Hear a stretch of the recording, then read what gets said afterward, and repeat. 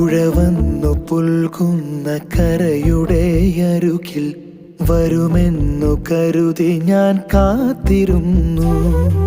പുലർക്കാല താപങ്ങളകലവേ നീയു ഒഴുകുന്നു ഇവിടെ ഞാൻ ഏകനായി.